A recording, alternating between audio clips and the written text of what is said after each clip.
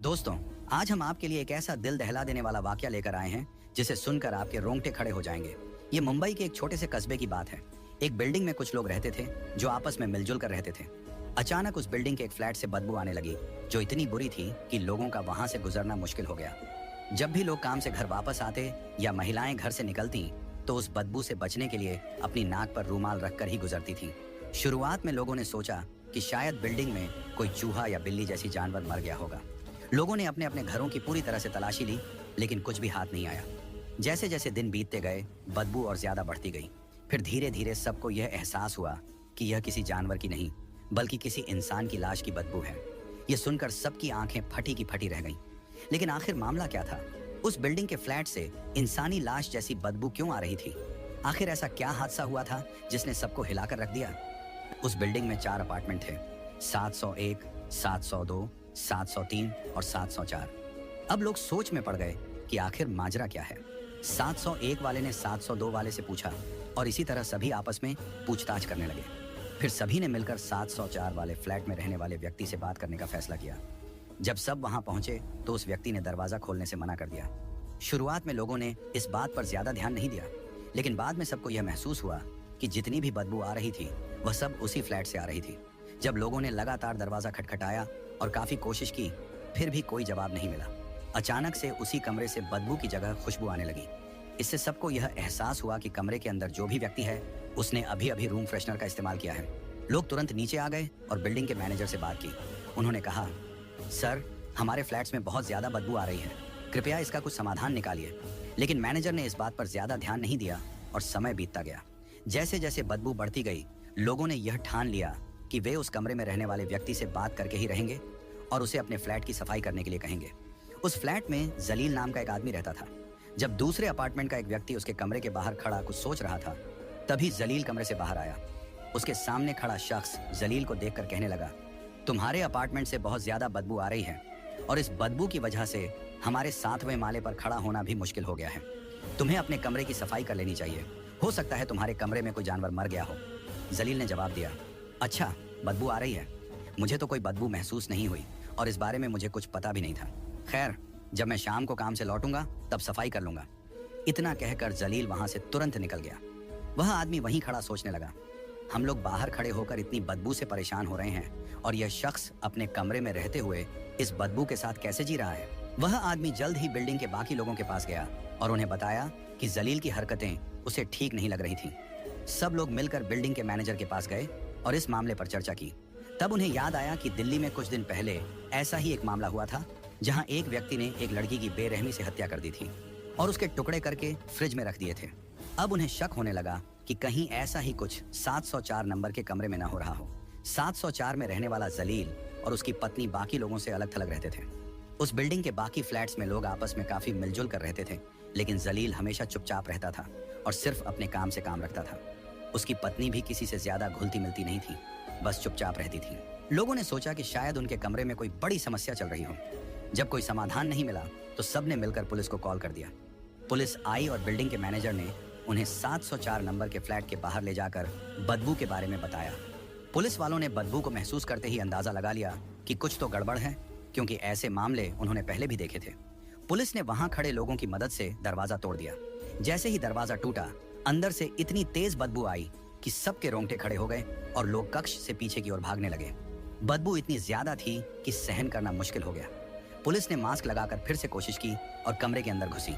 कमरे में घुसते ही पुलिस ने देखा कि जमीन पर लकड़ी काटने वाली आरी पड़ी हुई थी। यह देखकर पुलिस को शक हुआ। सबसे पहले पुलिस वाले बेडरूम में गए, फिर बाथरूम की जांच की, लेकिन वहां कुछ नहीं मिला। इसके बाद उन्होंने फ्रिज की ओर देखा, क्योंकि उन्हें शक था कि दिल्ली वाली घटना यहाँ भी दोहराई गई होगी, लेकिन फ्रिज में कुछ नहीं मिला। फिर पुलिस वाले किचन में पहुंचे।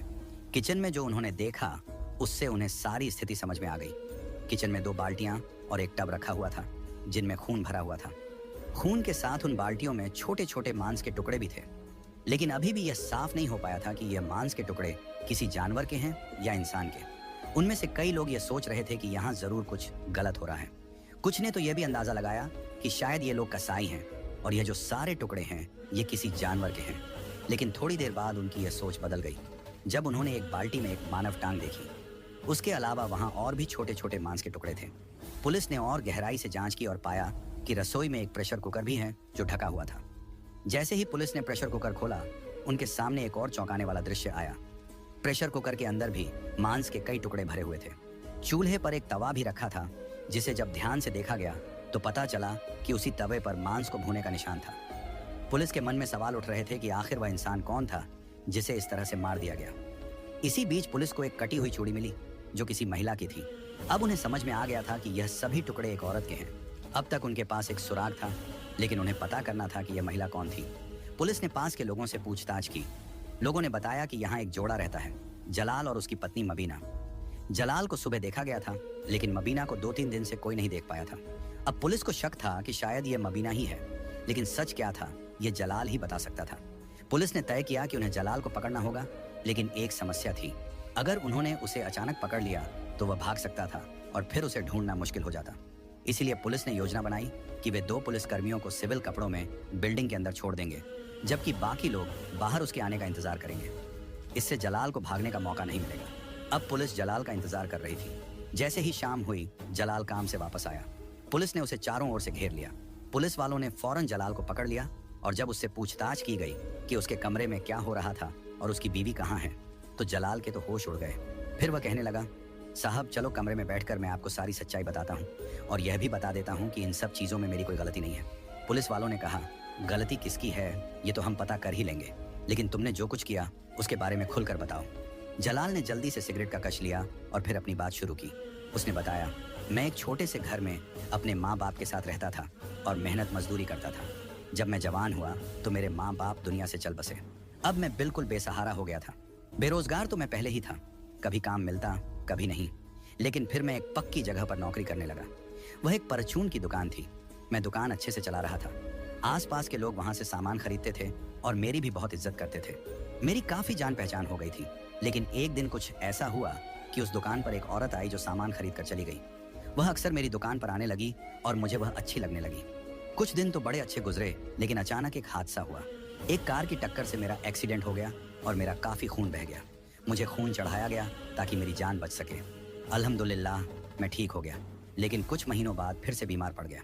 जब मैंने अस्पताल जाकर अपने टेस्ट कराए तो मुझे पता चला कि मुझे कैंसर हो गया है। मैंने और टेस्ट करवाए और अंदाजा हुआ कि जिस खून से मेरी जान बचाई गई थी उसी की वजह से मुझे यह बीमारी हुई। मैंने इलाज करवाना शुरू किया और फिर से अपने काम पर लौट आया। उसी दुकान पर फिर से मेरी मुलाकात उसी लड़की से हुई जिसका नाम मबीना था। अब हम दोनों एक दूसरे के और भी करीब आ गए थे, क्योंकि अब दोस्ती प्यार और प्यार के बाद शादी में बदलने वाली थी। और फिर वह दिन आ गया जब हमने शादी कर ली। हम दोनों एक अच्छी जिंदगी बिता रहे थे, लेकिन अब खर्चे काफी बढ़ चुके थे। पहले तो मैं अकेला था, अब बीवी आ चुकी थी।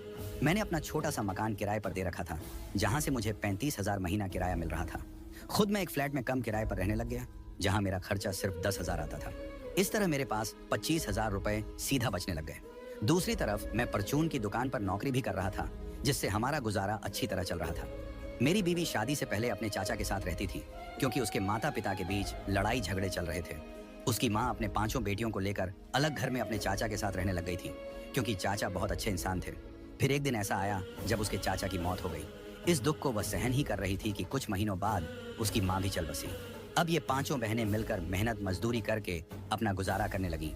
इसी दौरान मेरी मुलाकात मबीर से परचून की दुकान पर हुई थी और आज हम दोनों पति पत्नी बनकर रह रहे थे। हमारा कारोबार अच्छा चल रहा था और हम ठीक ठाक जीवन जी रहे थे। लेकिन अचानक एक दिन परचून की दुकान किसी वजह से बंद हो गई और मेरी नौकरी हाथ से चली गई। अब हमारा गुजारा मुश्किल हो रहा था, क्योंकि नौकरी छूटने के बाद घर में पैसों की तंगी आ गई थी और लड़ाई झगड़े शुरू हो गए थे। मबीर मुझसे हर वक्त पैसों की मांग करती। हर समय उसकी जुबान पर पैसों की बातें रहती, जैसे कि मैं कहाँ से खाऊं, कहाँ से पहनूं। वह मुझसे कहती कि मैं कहीं और जाकर काम ढूंढ लूं। कुछ समय ऐसे ही बीता और मैंने एक फैक्ट्री में काम करना शुरू कर दिया। उस फैक्ट्री में बहुत सारी औरतें भी काम करती थी। मेरी बीवी को शक की बीमारी ने घेर लिया। जब मैं शाम को थका हारा घर लौटता तो वह मुझ पर शक करती और तरह तरह की बातें सुनाती। कभी मेरा मोबाइल छीन लेती तो कभी बहाने बनाकर बुरी बुरी बातें बोलती, जिससे मेरा गुस्सा भड़क जाता। मैंने अपनी बीवी को कई बार सफाई दी, लेकिन वह किसी भी तरह नहीं समझी। एक दिन मैं तंग आकर अपनी बीवी को 2 थप्पड़ मार बैठा। उसने रो रो कर पूरे घर को सर पर उठा लिया। जैसे तैसे करके मैं काम पर निकल गया। पूरा दिन फैक्ट्री में काम करता रहा, लेकिन मेरे मन में बीवी की बातें ही घूमती रहीं। मैं दुआ कर रहा था, या अल्लाह मेरी बीवी को हिदायत दे। शाम को जब मैं घर लौटा और कमरे का दरवाजा खोला तो मेरे पैरों तले जमीन खिसक गई। मेरी बीवी जमीन पर गिरी पड़ी थी और उसके आसपास कुछ दवाइयां बिखरी हुई थीं। मैंने भागकर उसे उठाया तो उसके मुंह से झाग निकल रहा था और उसकी सांसें नहीं चल रही थीं। मेरी बीवी इस दुनिया से जा चुकी थी। उसने जहर खा लिया था। पुलिस ने मुझसे पूछा, अगर तेरी बीवी ने जहर खा लिया था तो तूने पुलिस में शिकायत क्यों नहीं की? मैंने डरते हुए जवाब दिया, मुझे डर था कि पुलिस मुझे ही दोषी ठहराएगी और जेल भेज देगी, क्योंकि गलती तो मेरी बीवी की थी और मैं बलि का बकरा बन जाता। इसीलिए मैंने आप लोगों को कुछ नहीं बताया।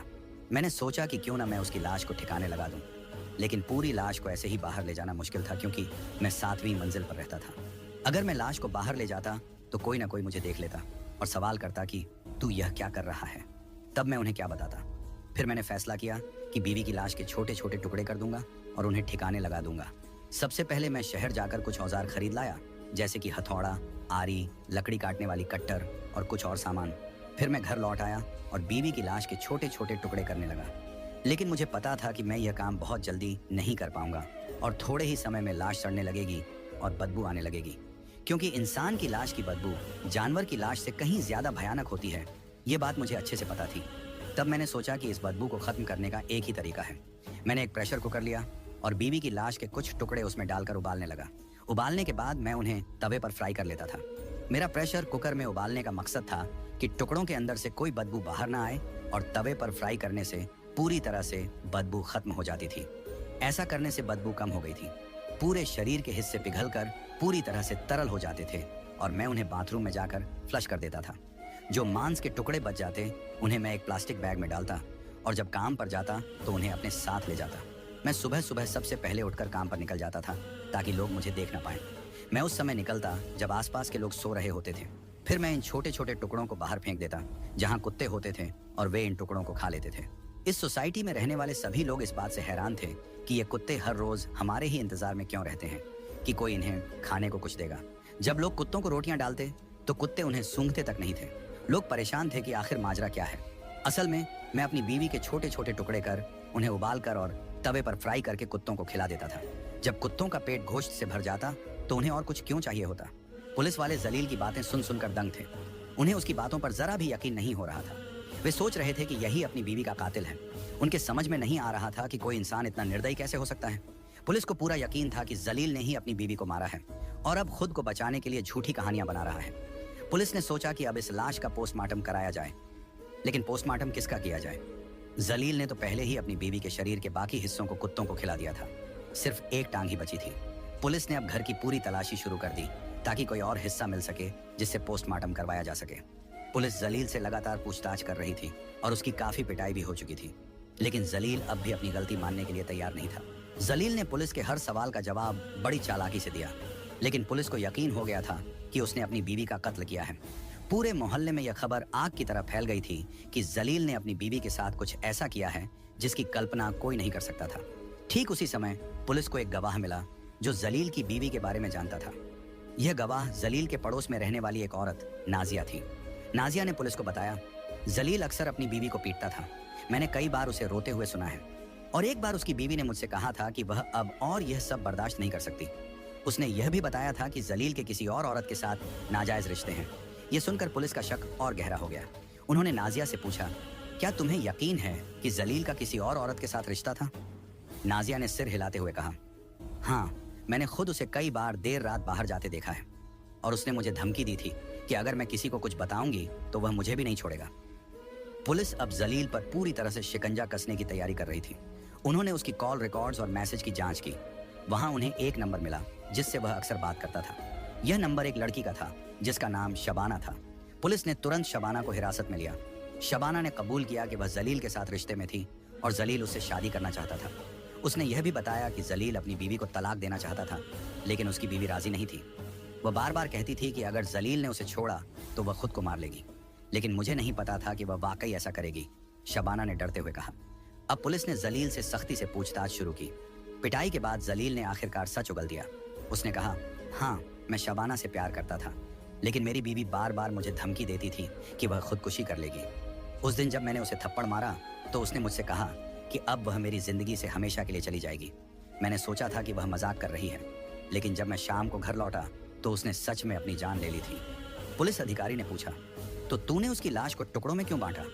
जलील ने कांपते हुए जवाब दिया, मुझे डर था कि अगर किसी को पता चला कि उसने खुदकुशी की है तो लोग मुझे दोषी ठहराएंगे, इसलिए मैंने उसकी लाश को ठिकाने लगाने का फैसला किया। लेकिन पुलिस को यह कहानी अधूरी लगी। उन्होंने जांच आगे बढ़ाई और जलील के घर की दीवारों और फर्श से खून के धब्बे इकट्ठा की। यह खून एक तेज धार वाले हथियार से कटने का सबूत दे रहा था। पोस्टमार्टम रिपोर्ट से पता चला कि जलील की बीवी की मौत जहर खाने से नहीं बल्कि गला काटने से हुई थी। पुलिस ने जलील से कहा, तू झूठ बोल रहा है, तेरी बीवी ने खुदकुशी नहीं की थी, तूने उसका कत्ल किया है। जलील अब पूरी तरह टूट गया और उसने कबूल कर लिया। उसने कहा, हाँ, मैंने उसे मारा। वह बार बार मुझे ताने देती थी, मुझे नीचा दिखाती थी, और जब उसने शबाना के बारे में जान लिया तो उसने मुझे घर से निकालने की धमकी दी। गुस्से में आकर मैंने उसका गला काट दिया। जलील को गिरफ्तार कर लिया गया। अदालत में उसे अपने गुनाहों की सजा मिली। जज ने कहा, तेरा गुनाह माफ करने लायक नहीं है। तूने न सिर्फ अपनी बीवी का कत्ल किया बल्कि उसके शरीर के साथ जो किया वह इंसानियत के खिलाफ है। जलील को उम्र कैद की सजा सुनाई गई। शबाना को भी अदालत ने सह आरोपी बनाया और उसे साजिश रचने के लिए दोषी